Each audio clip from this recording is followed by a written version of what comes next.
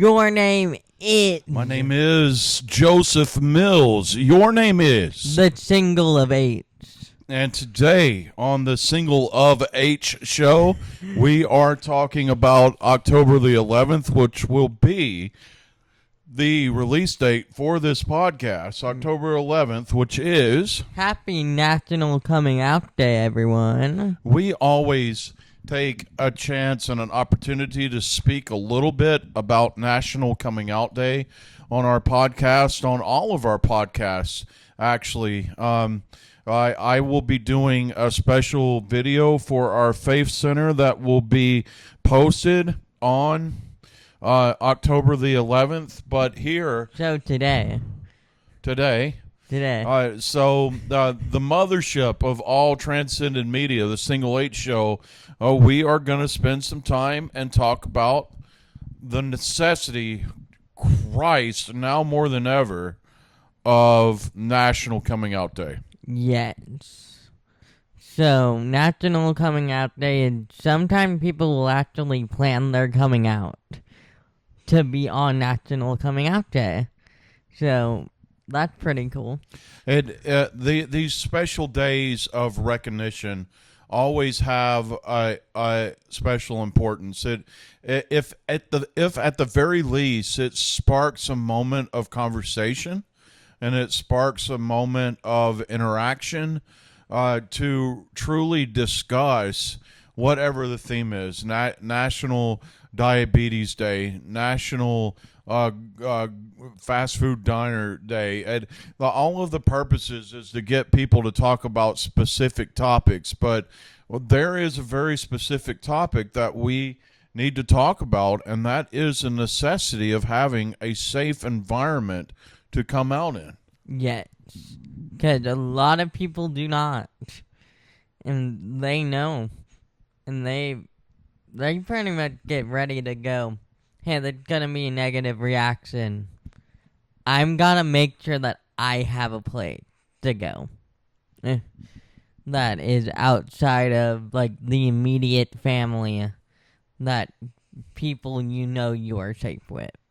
And the importance of having those safe communities, and specifically, you had a safe environment to come out into.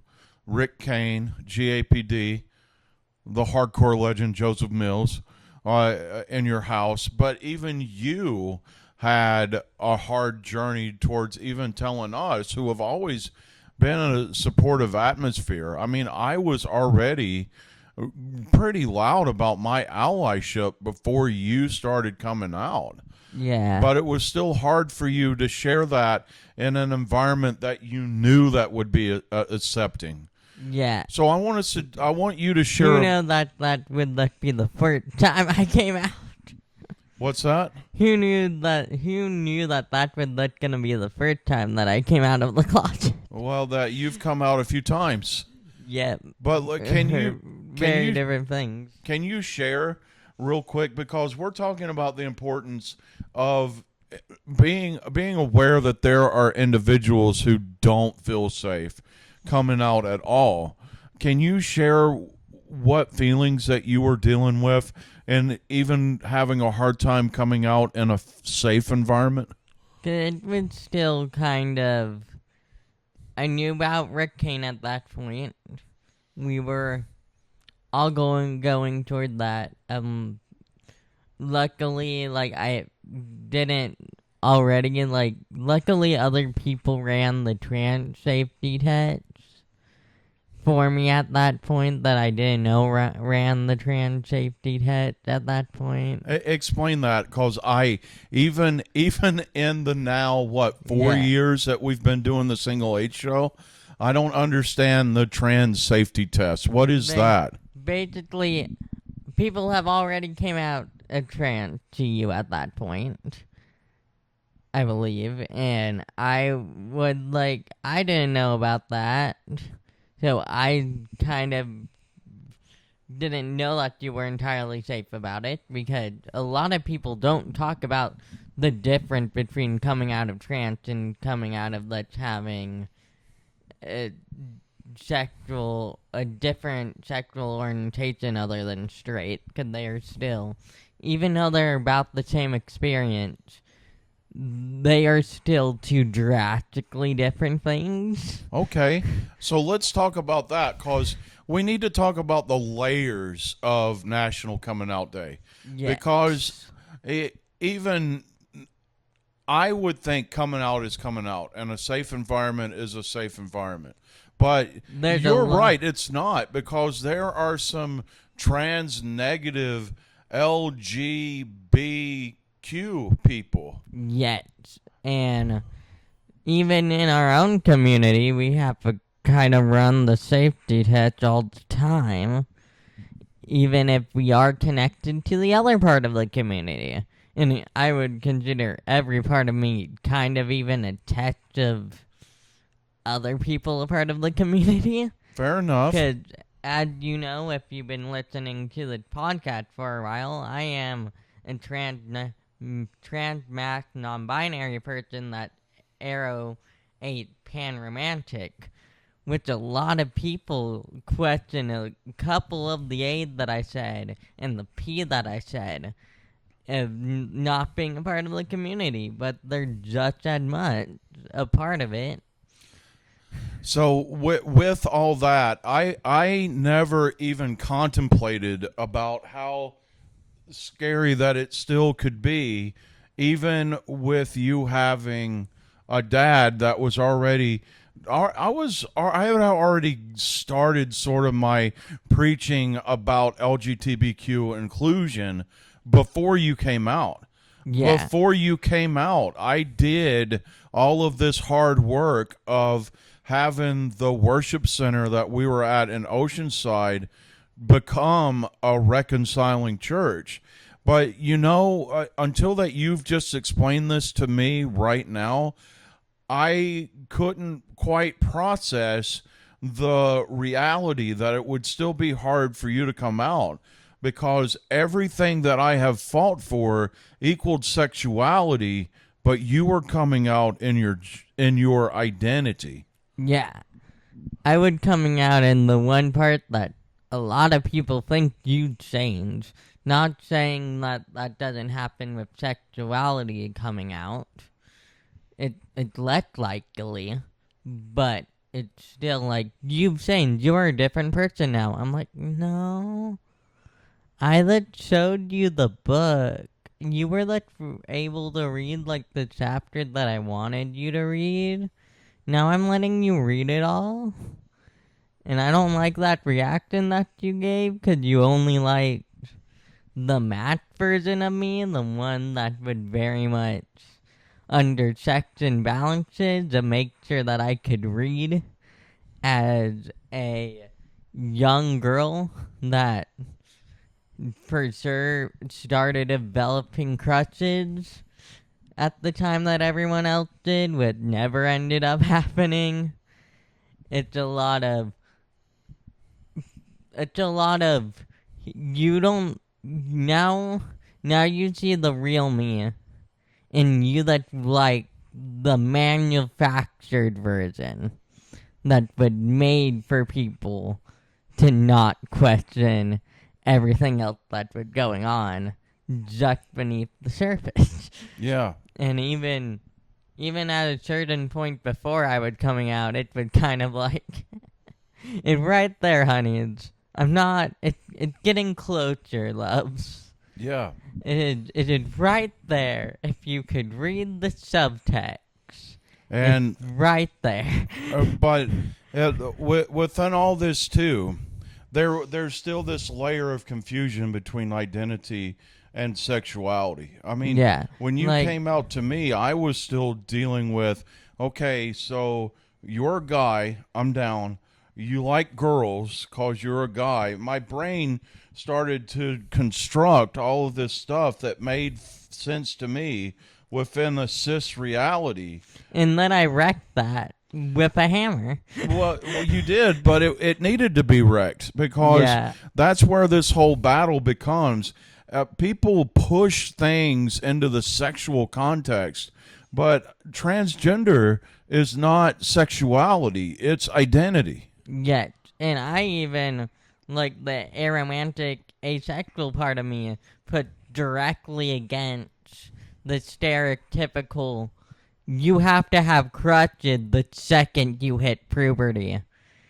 And I'm not, and at least in the US, it's a very much, you have to have them by the second, or else you're not a teenager, especially going into high school and middle school. So as soon as you turn 13, you're supposed to look at some young human and say, damn. Kind of a little bit on a lot of, this is coming from a very much, how I'm explaining it is very much from that cis man, white, straight man. Yeah. I love, so here's the thing, and this is another thing that plays in to the necessity of National Coming Out Day, is we create a norm within our conversations. Yes. And whenever someone wants to come out and say something different than the norm, it is a scary moment. For example, I want to take the point that you just made. You just made the point that you're supposed to have a crush by a specific age, and you're supposed to be attracted, gay, straight, what have you. You're supposed to have some kind of attraction by a certain age. And we prescribe what that attraction looks like. Yes. So, for an example, it is socially appropriate. Bear with me. Don't get mad. Just let me finish my statement. It's socially appropriate for somebody to say, oh, look at that little boy and that little girl together. I know that they're just 6 years old, but can you imagine one day if they got married? I hate that so much. But that's socially okay. But Yeah. if two little boys were playing with each other and somebody said, man, they're going to get it on in the future, then the whole right moral majority calls you a groomer. Why is it not grooming if you see a 6-year-old and a 6-year-old boy and a 6-year-old girl sitting next to each other? Why is it okay to say, oh, they're going to get married someday, and it's not okay to say, oh, well, those boys are holding hands? Isn't that cute? I can't wait till they grow up and find girls. You know? Yeah, I'm going to bring that back to an Instagram post that I put on the story, not that a week ago at that point, that gay, trans people, bi, pan, every one of the letters, see straight people all the time in all our readings. We still not straight. We're not straight, honey. That's not how it works. You quite literally can't. The second that it doesn't fit their point of view, it's immediately indoctrination, because they don't realize, or they do, that they are surrounded by representation. I have in total in my life, I can count the number of trans characters in TV and film on one hand. Yes. And that is on TV and film. And all the characters that I've been creating, I can count on multiple hands, because I make representation for myself, because it's not available for me. And so that meme that you were talking about, I've seen it too. And I may have seen it because you posted it on the story of Transcended Media. But for those of you that have not seen the meme, there's a person yelling at another person about, why are you shoving your LGBTQ identity in my face? And their response back is, because the entire world shoves a cis straight idea. What is the other word for straight? What a terrible time for my mind to go. Heterosexual. I can't believe I forgot the word heterosexual. It's fine. It's an incredibly boring word. So because the entire world pushes a cis heterosexual norm. So days like National Coming Out Day becomes really important because it really does give a person the opportunity to have a voice that they're scared to share because of cultural normalities. Yeah. A lot people don't realize how much of culture and stereotypes, because it is a fair bit of stereotypes. The traditional man and woman is a stereotype and is, in fact, a social construction meant for people to bend to their own will. People can't get over the fact that it's a social construction that's meant for people to bend to their own will, like most social instructions. And when social constructs get in the way, then there's a lot of hurt and harm that comes along with it. Social constructs exist in all isms, racism, sexism. It's the groundwork of them. Yeah. So say more about that. So basically, how we get fascism, racism, and all of the above is because of the set social norms, that thing that people made up to give themselves power. And that's how we get to where we are right now. That's how we get to fascism, because people know how to effectively manipulate these, sadly, to their own will. That's how you get what's going on with ICE, what's going on with trans people right now, what's going on with every single marginalized community right now. Because those social norms have been bent to fit one straight white man's point of view, like they always had. Yes. Like the McCarthy hearings in the 1950s, and now we've looped all the way back through it. Now that we deal with Magna strategy, for those of you that don't believe that Project 2025 is taking place, that you are not paying attention. And this whole thing is this the social construct to put things back to where the white elitism has a comfortable place to live in again. And I'm sorry. This is not white guilt that I'm about to share. This is a reality. Well, white people need to be uncomfortable because we have made the rest of the world uncomfortable since existence. Yep.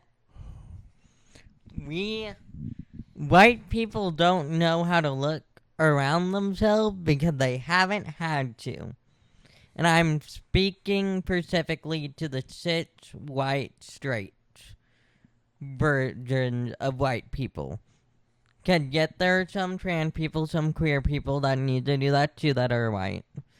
But the second you add in one different flavor to your experience, to that normal, what people classify as normal experience, you see all the holes. They're blatantly obvious. And I hate to tell you, if you haven't been paying attention, you're a part of the fucking problem. Well, because sorry for cursing, but it's true. But there's a reality in what you just shared, because anybody that doesn't see the problem is not paying attention and has reached a place of comfort that they don't have to look for the problems.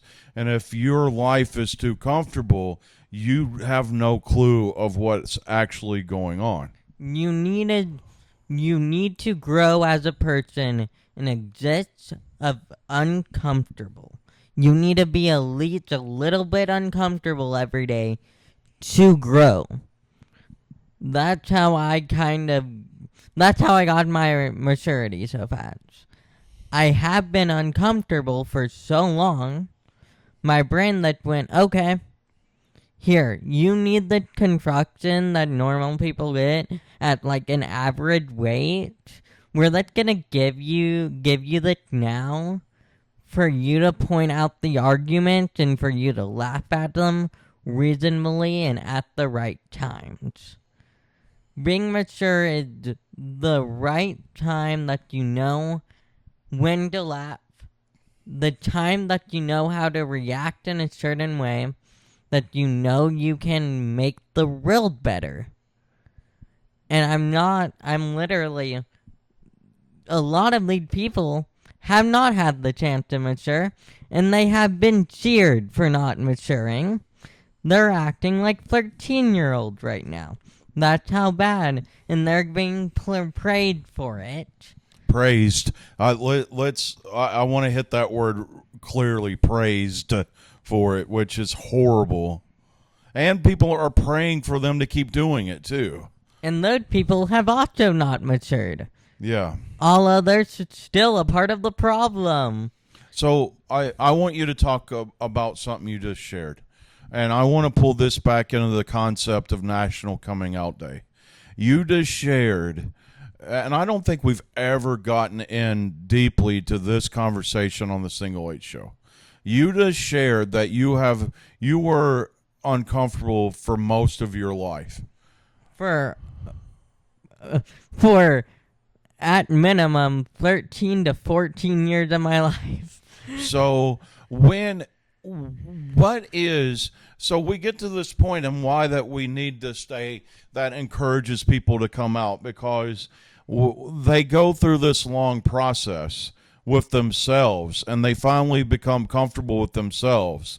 And then they really do, as Dr. Barnes would say, they allow other people into the journey that they've already been going on.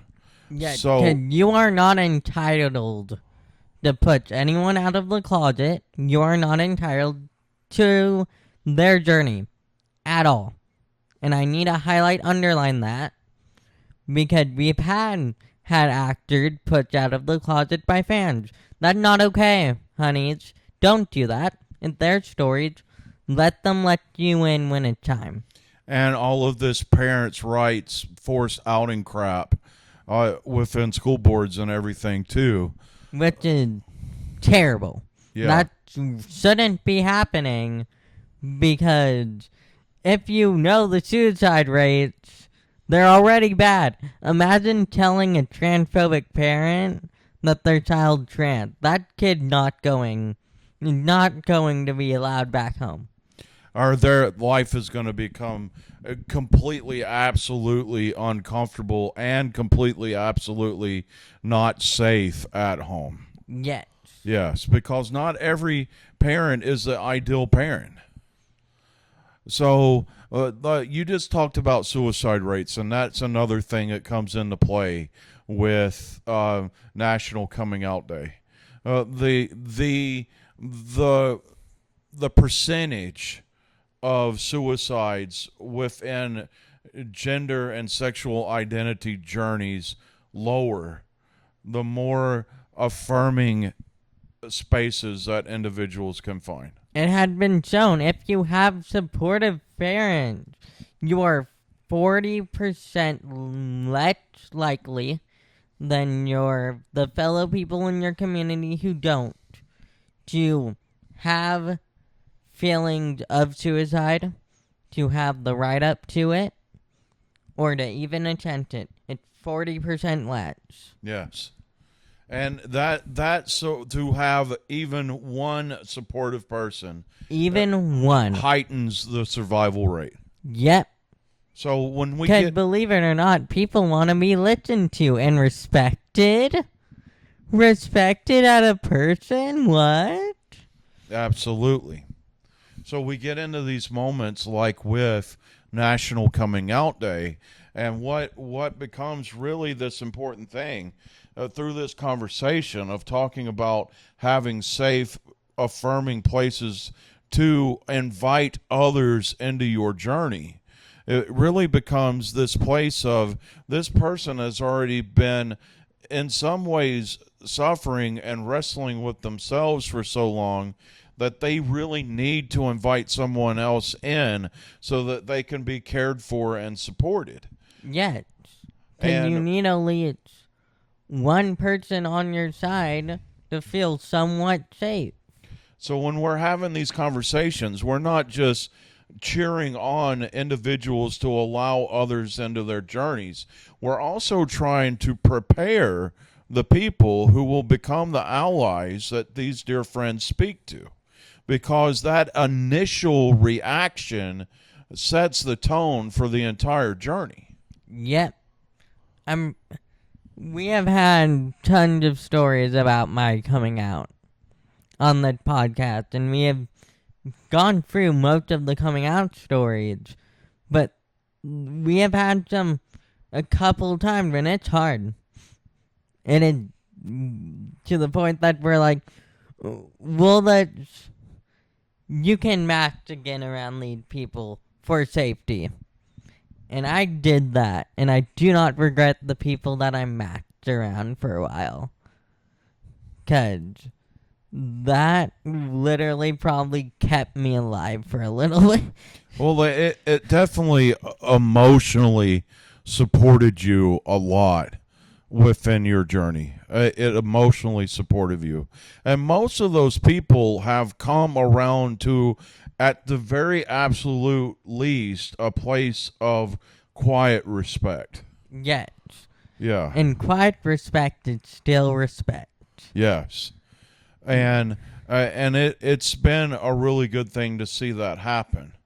But so again, within this National Coming Out Day narrative, it really does become important to talk to the allies and the supporters, because your friends have been masking around you. They're still going to have to mask around other people. But hey, they trust you enough to allow you in the journey. Be ready to say, I'm here for you and I support you. Hear me out, yet and. Okay, I'll hear you out, please. Let's talk about an improv tactic for a second. Yet and someone when they tell you something that is very close and vulnerable to them. Yet anding is a tactic when in a scene, whatever the other person says, you yet and. So yet and when someone comes out is, yet I love you and I support you. Here are resources that I myself cannot give because they're that beyond me. But here's some people who you can talk to if you need to go more in depth with someone that you know will relate to your experience. And it enables them to tell their narrative a lot more clearly because you're willing to sit there and listen to them. And this happened to you a little bit with me. And there's some honesty in this. When you came out, it was immediately cool, and you like girls, and I began saying to you, instead of yes and tell me more, I started laying your narrative out for you, which was completely not cool. And then I kind of push you back into a place that you start masking again. But I'm going to say this really just firmly. Thank God for the Single H show. Yeah. Because I don't know if I think I came out on here to you a couple more times. But it's helped me process this, because what we've been doing on this podcast, we've been yes-anding a lot. Yes. And sometimes I'm like, yes, and I'm like, yeah, a good couple times on the podcast, I'm like, yet, but. Let's change a word there. Let's highlight a word here. Let's scrap the third part of the statement entirely. To make sure that it's correct and that you can learn in an environment that can also kind of teach you a lot and still kind of take up that teacher role for a second and go, yes, you're so close. We need to change almost everything. You're so very close, but everything that you've said is absolutely wrong. Yes. And that has absolutely been my journey with this. And I have needed for us to continue our conversations in this way 20, 30 minutes a week so that I can know you a lot more. Yet. And oddly enough, it's easier to talk to people when it's oddly you know a lot of other people within the same bounds as you to some degree are listening. They're learning too. Yes. And then they grow, and that opportunity of growth just shares and spreads and everything. Yeah. So thank you for speaking with me about this today. This is going to be there's another podcast, there's 2 Single H shows coming out this week. They're both October 11th, and so just some celebration. This is the bonus bonus content. The bonus National Coming Out Day podcast. I'm gonna go ahead if you're okay. I'm gonna do this really quickly. We didn't acknowledge this last week. Happy LGBTQIA plus History Month, folks. We did not acknowledge it last week. We're acknowledging it this week. We have not said it on the podcast, but we have been posting LGBTQIA plus leaders on the Transcendent Media page. And I'm sorry if you don't recognize half of them. You know I love RPGs in my role plays, and I listen to a lot of actual plays. But that's important, too. We need to talk about the people that people don't know, because that extends the narrative, too. Yes. So with this being a bonus podcast, we do want to share one more thing. It's happening next week. It's happening on October the 18th. It's happening in Temecula, California. Transcended Media, specifically the Single H show, but the whole family of Transcended Media podcasters will be there. Joseph Mills, Rick Kane, the Single H. Yeah, and we are at booth 35, if I remember correctly. 37? 37? In a row? 37? Yes, it's booth 37. I misheard the first time you said believe it. me, for me and all the Kevin Smith fans in the world, it's really crucially important that you know that we're at booth 37. Yeah, we're going to be at booth 37 around 2 p.m., maybe one more time throughout the day if we're feeling it. We're going to do a live podcast, and let's come out to the booth. Hopefully I will have time posted at the booth, and we'll probably let's do one at 2 p.m. Let's do a live podcast for 30 minutes, our normal length.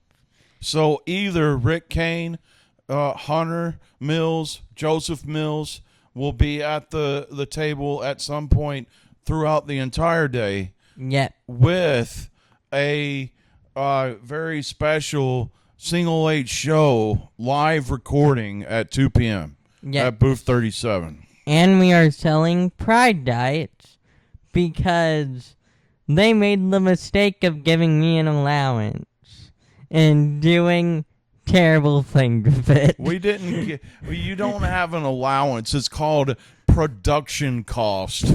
Advertising cost. Yes.